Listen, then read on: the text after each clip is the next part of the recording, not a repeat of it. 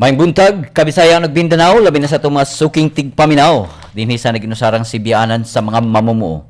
O kini ang programa sa kanginan sa Ramon Abitis Foundation Incorporated, ang Pagtuki. O kini inyong alagad, si Pagtuki Tats Samson. Makiguban kaninyo sa usa ka oras nga pagpanuki sa mga issue nga may kalabutan sa kalambuan. Mga higala, Hulyo 5 karon 2014 adlaw Sabado ug ang ato nasang tema karon mao ang kahimsog karon sa mga bata. Again, ang ato ang topic karong buntaga, ang kahimsog karon sa mga bata. So apan dili patang padayon mahigala tuguti ako sa pagpangayog katahuran kanyong tanan nga nagsunod kanunay nining ato ang programa. Labi na gyud sa mga silingang isla no. Dinhi sa probinsya sa Sugbo ang isla sa Leyte, ang pipila ka bahin sa mga isla diha, no? Og ang mga silingan nga isla ang Camotes Island. Og yun man sab sa atong silingang probinsya sa Bohol, sa Negros, no? Unya kapipilang bahin sa Mindanao. Og yun man sab sa ato ang mahal nga Sugbo, probinsya sa Sugbo mga higala. So kaninyong tanan nga ana diha sa inyohang panimalay, no? Nga nagpaminaw kanunay, nagsunod kanunay nining istasyon og nining ato ang programa. Maayong buntag, labi na gyud diha ni Remy, ug ingon man sab diha sa Tinaan Naga, no, ang mga kaubanan ug kaparintihan ug mga kahigalaan nga nagsunod kanunay, no, kaninyong tanan. Ug ingon man sab sa mga kaubanan sa buhat, no, sa Ramon Abitis Foundation Incorporated nga nagpaminaw. Uban sa ilahang tagstag sa kapamilya kaninyong tanan, maayong buntag sa atong mga kaubanan ug mga kahigalaan ug mga kaigsuunan nga anaa diha silahang panimalay karon og sa ilahang tagstag sa kapanginabuhian. Maayong buntag, no. So manginaot ang kining adlaw, no. Karong adlaw, no, ang kaanindot sa panahon kay sa mga nangaging adlaw nagsigig uwan-uwan mga higala. So manginaot ang kini magpadayon, no. So nindot kaayo ato ning tagamtamon og paymuslan ang maayong panahon, no. So once again, uban ni ninyo mga higala, kay ato ang hisgutan, no. This time, karong Sabado, atong hisgutan ang kabahin sa panglawas, no, ang kahimsog. Labi na gyud sa atong mga kabataan mga higala nya. Kuyugan unya ta sa atong mga bisita. Karong taod-taod, no. Ilatang kuyugan haron ilatang sayran, no. Unsa man gyud ay ang angayan nga buhaton, no. So pinaagi ni atong programa at maedukar og mahibalo, no, ang publiko sa kaimportante sa pagkaon og sa pagkaon, no, og mga kanang healthy foods labi ni gyud sa atong mga kabataan og pag pahibawsad sa publiko sa mga pamaagi, no, unsaon nato pag-encourage ang atong mga kabataan sa pagkaon, no, og mga healthy foods. So, kuyogin ninyo, amo mong giawhag, no, sa pagpadangat sa inyong mga mensahe, mao kini ato ang mga numero, no.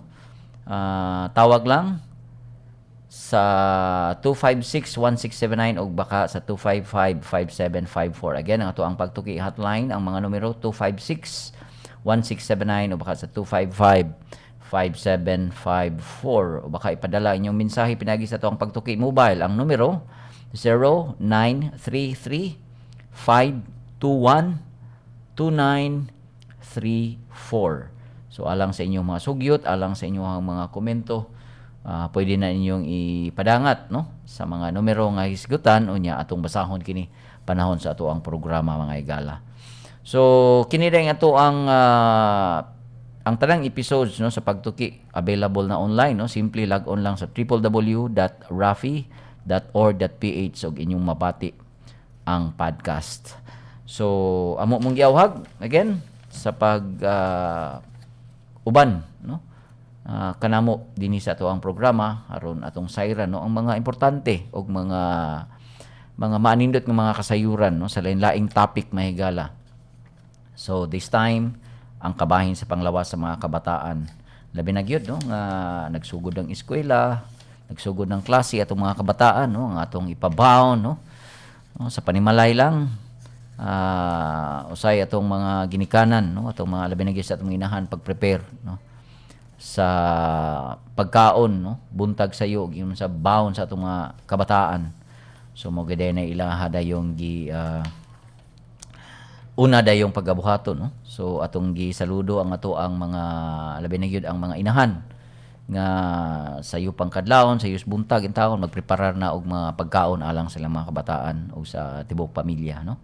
So among saludo alang kaninyo nga mga inahan og ingon sad ang mga amahan, no? Nga naningkamot sad haron ilang maatiman ilang mga kabataan mga higala. So kaninyong tanan ang among dinhi sa pagtuki, ang among saludo kaninyong mga ginikanan, no? Nga nagmahal, no?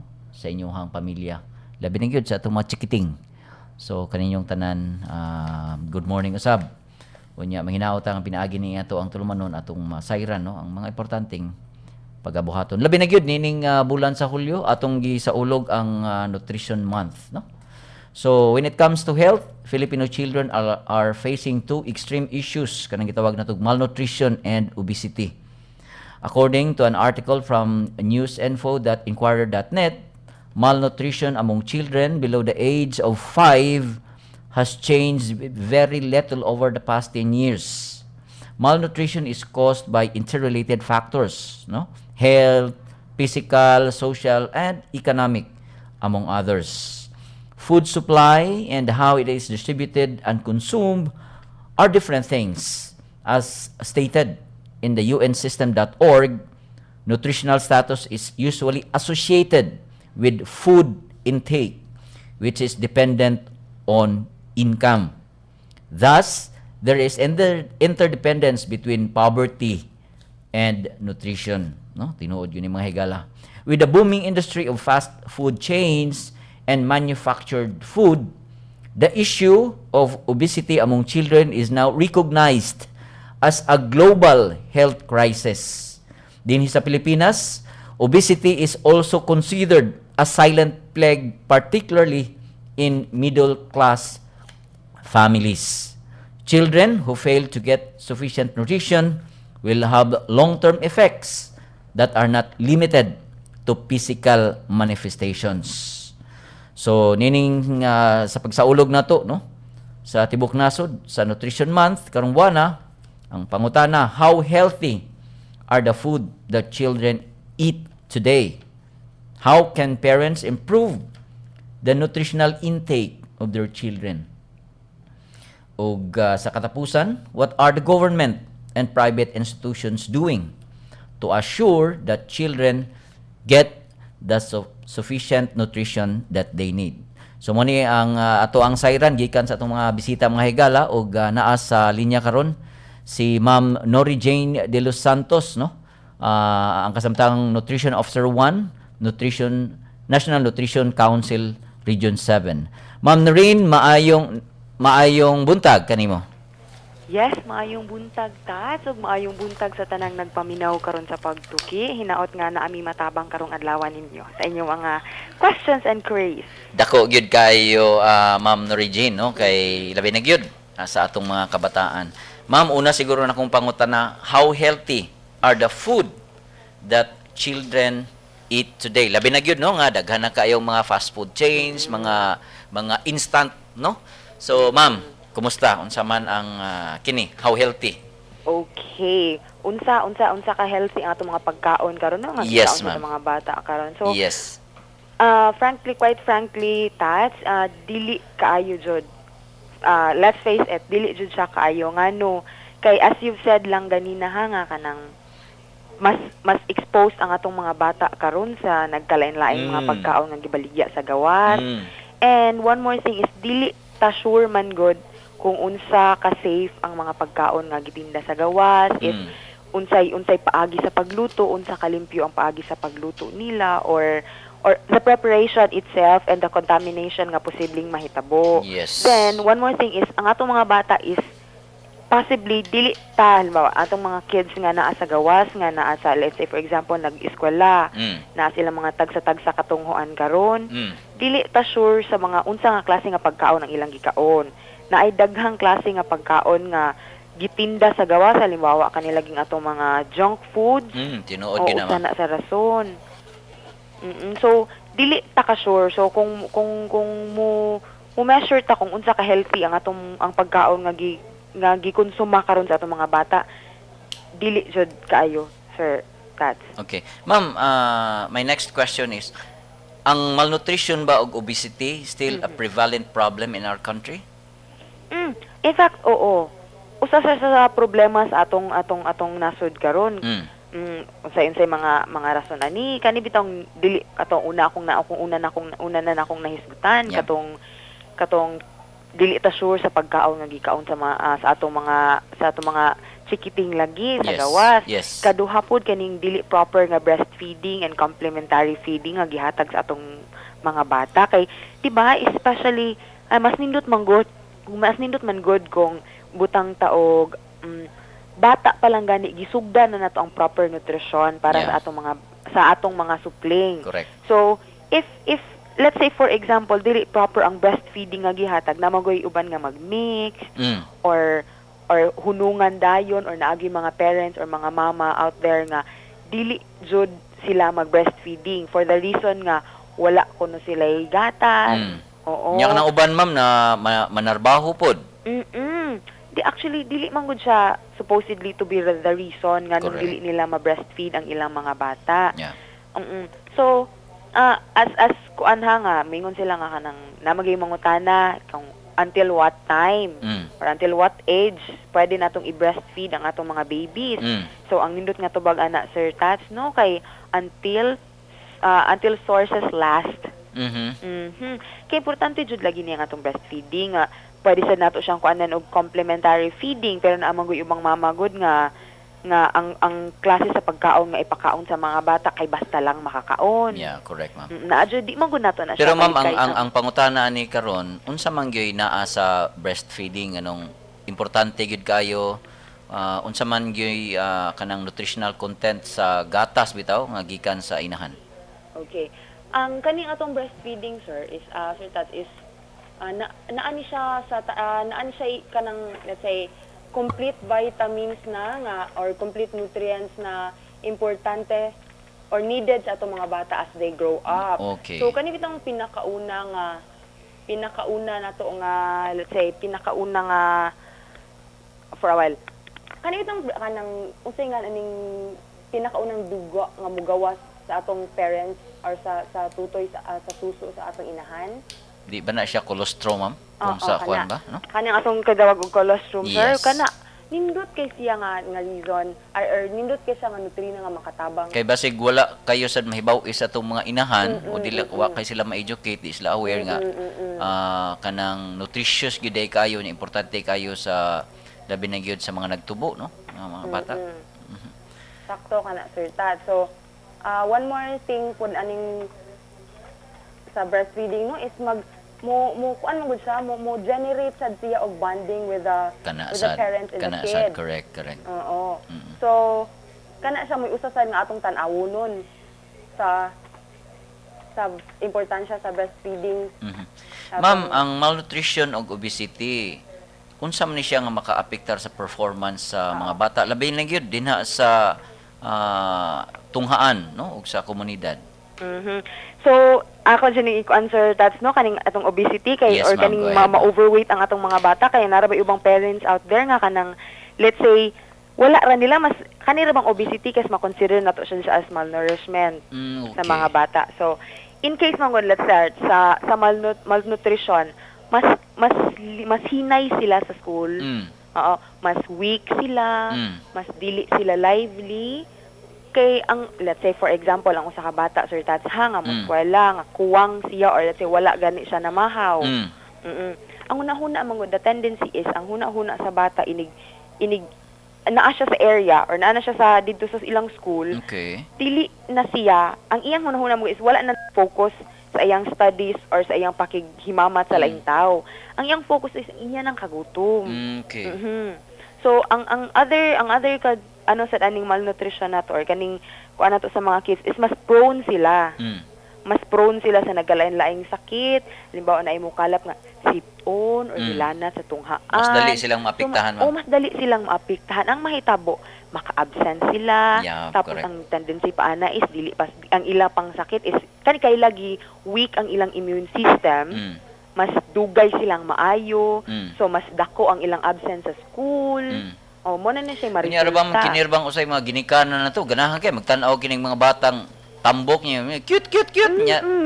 Ganahan kay pero kuan delikado sa gina sa day, ma'am, no. Naara ba pero kuan ta, take note lang ta or monitor lang ta sa nutritional status ato mga bata. Halimbawa namogoy tambok nga too much na nga overweight na siya pero naa say uban nga normal ra. Okay. Oo. Pero ma'am, So, sa mga yano nga mga ginikanan o kanang mga ginikanan bitaw nga kanang unsa may pamaagi ma'am nga makuan na to, ma-monitor na to, no, labi na gyud ni ilahang timbang.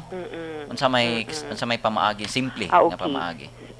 So pag ang ato lang ani pag monitor na to sa nutritional status sa mga mga yano lang nga mga parents nga naalang sa balay. Mas as kita as parents man good, kita as ginikanan, ma-monitor na to ang ilang mas kita magoy makaibaw kung unsay angayang or unsay kinahanglang ipakaon sa ato mga bata, especially sa ato mga nagtungha karon nga mga bata. So pwede tang variety sa mga pagkaon nga ilang pakaunon. So naamang gutay daghang initiatives nga buhaton tats nga let's say maka-provide sila og healthy, nutritious nga pagkaon sa atong mga bata without even compromising the budget. So daghan pwede mo kay namo gyud ubang parents nga moingon nga di sila ka provide aning pagkauna kay lagi wala sila'y kwarta. Good, ma'am. Oo, wala sila'y budget. Mo ginay dili na pirmirong kuno consideration, kaya. no. When in fact, pwede tang magtanom sa atong nataran.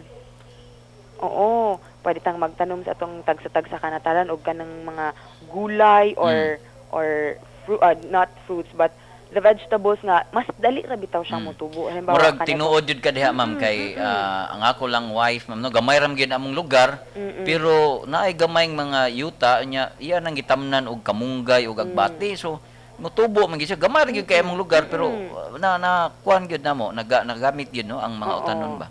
So it's just a matter man said good of kanang initiative nato kung unsaon nato pagpaagi. Kita mga mama mga kuan kita uy nga parents nga dali ra kay na makahuna-huna kung unsay angayang buhaton para sa ilang mga anak. Correct.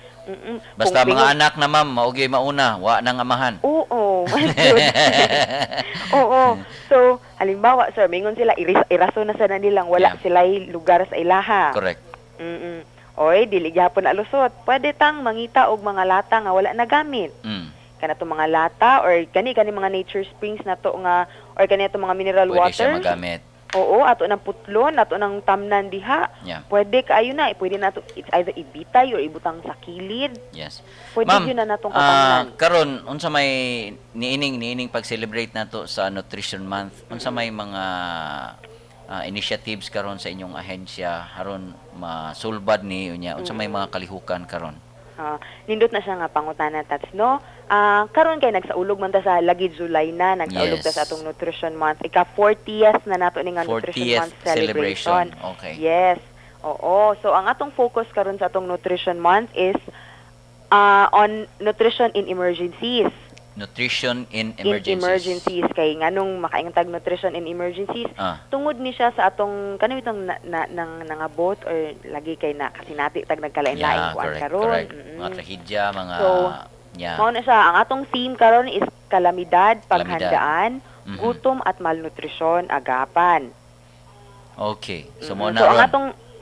atong gi-focus ani kay ang kanang bitong mga preparedness, disaster preparedness unta.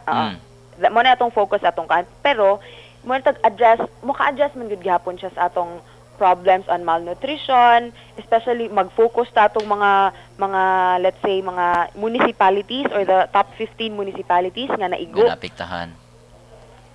nga na yes.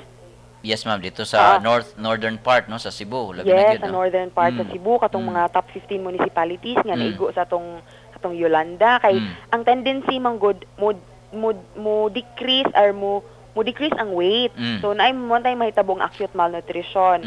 So mo deteriorate ang ilahang nutrition status. So ato na silang given focus unsaon nato paghatag og nutritional services nga mga makatabang sa ilaha in case sa mga emergencies and all. So last ako lang sad ni siyang i-share. Yes, ma'am, go ahead, ma'am. Nga pag July 1 na atay launching sa it's in Plaza Sugbo. in connection and in collaboration ni siya with the Cebu City Nutrition Committee. So ang atong gikuan dito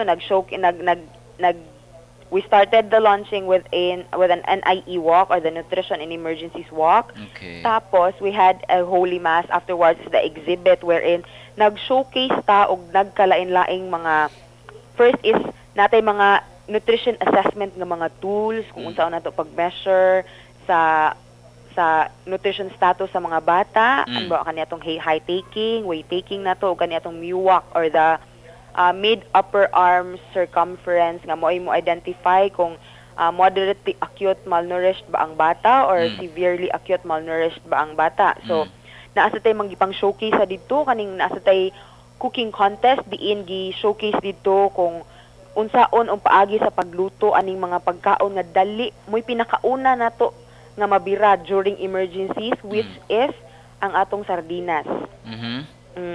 So ato nagikuan dito og nag-showcase ang nagkalain-laing mga barangay sa Cebu City sa ilang mga prutas or mga products gikan sa ilang nagkalain-laing barangay. So, yes ma'am, go ahead. Kaning sa ato lang diri sa National Nutrition Council na atay policy formulation wherein maghimo ta og nagkalain-laing mga resolutions nga mo promote all related to nutrition activities. Halimbawa kani ang atong maghimo ta magpass ta og resolution on the IYCF, or the infant young child feeding, or kaning ma-under na nato di ang breastfeeding kay lagi ni promote ta og breastfeeding. So nasa tay mga resolutions ani sa food gardening, atong giawhag ang mga ginikana na matag pamilya sa matag barangay, sa matag lungsod nga mag-backyard gardening, or mismo ang atong mga barangay pakuano natong community garden. So nasa tay gikuan nga capacity development nga mag-conduct ta og trainings sa atong kanilaging sa atong mga barangay nutrition scholars. Yeah. Yes, kan atong kuan nga sila jud BNS ang na to. mangunay. Oo, kay kanilagyan atong mga pinalangang BNSs no, kay sila joy mangunay og panimbang sa mga bata. Nagkugig din taon na sila, ma'am. No? Sila mas expose sila dito sa area kay dili baya nato mahurutanan og adto, di nato mahurutanan og duol. Yes. So kaning ato mga barangay nutrition scholars mo take charge ani, sila'y manimbang sa mga bata og sila'y mo identify aning ato mga malnourished nga children. So if ma-identify na nilang mao nila sila'y full weighing every year. So i-identify nila dito kung kinsa ang normal, underweight, and severely underweight. So with this regard, kaning atong mga severely underweight o mga underweight mo given focus sa atong mga local government units. So it's either tagaan nila og feeding, supplementary feeding, not just a one-shot feeding kay murag di jud na siya mahimong effective if kausa lang jud na buhaton ng klase sa feeding. Then naatay mother classes nga atong i-educate ang mga parents kay mao man jud na atong stand sa diri sa NNC nga as much as possible dili ta mo relay or dili ta mo depende lang basta sa feeding. Kay kung feeding la, kung moabot ang panahon nga dili na ta mo anong feeding, how will the parents support their kids? Correct. Diba? So ang pagpangawhag yun nato ma'am sa mga ginikanan pod. So kinahanglan jud mga mama nga nagpaminaw karon nga kay bawo man ko nga all moms oy nga love kay na nila ilang kids. Oo, so ila jud ang buhaton tanan ang unsay maayo para sa ilang mga bata, lakip na ang proper nutrition para nila. So kay among trainings ning i-train ang atong mga BNSs and other members of the local nutrition committee kung unsay mga dapat buhaton or further recommendations para ma-improve ang ilang mga plans sa nutrition. So naasa tay promotion of good nutrition kaning atong advocacy meetings sa atong mga mayors, sa atong NGOs and the rest. And the lastly is atong nutrition surveillance which is naatay gitawag og MELP or TATS nga it's called monitoring and evaluation of local level plan implementations. Diin ato ning i-evaluate ang matag local level plan or nutrition local level plans nga focus sa matag local government units. Amo nang i-evaluate dito kung unsa ka effective, kung kumusta na ang nutrition status sa usa ka barangay, something like that. And monitoring and close coordination with the local government units. So, mao ginay mga kalihukan, Ma'am Nori Jane. Ma'am, daghang kayong salamat, Ma'am, ha, sa mga kasayuran nga imuhang gipaambit namo karong buntaga. Thank you Salamat. kayo and God bless. Ay, thank you for Sir Dad. Yeah. So mga higala, mao ko si Ma'am Nori Jane de Los Santos, no, ang kasamtangang Nutrition Officer 1 sa National Nutrition Council Region 7. Mga higala, mo break ko na ta alang sa pipila ka mga mensahe. Kahibaw ba mo nga dili orihinal nga gisaulog ang Nutrition Month sa bulan sa Hulyo? Matod sa Official Gazette sa nasod, ang Nutrition Month na ila isip Nutrition Week kaniadto o gisaulog matag bulan sa Marso. Tungod sa Presidential Decree No. 491 on Nutrition Act of the Philippines, nga gipaluyuhan ni kaning Presidente Ferdinand Marcos, gibalhin ngadto sa bulan sa Hulyo ang pagsaulog sa Nutrition Month. Gipirmahan ang Presidential Decree niadtong June 25, 1974. Kini si Pagtuki Roxanne, naghatod ning mga gagmayng kaalam. Maayong buntag, ania ang mga pinakaawahing kalihukan ug panghitabo sa Ramon Aboitiz Foundation Incorporated. Mukabat sa 1.6 milyones pesos ang gitaganan sa Ramon Aboitiz Foundation Incorporated kun Rafi alang sa pagpaayo sa training center sa Ormoc Sugarcane Planters Association kun OSPA. Kini mo'y gikumpirmar ni Attorney Iñaki Larazabal atol sa gipahigayong press conference dili pa lang dugay.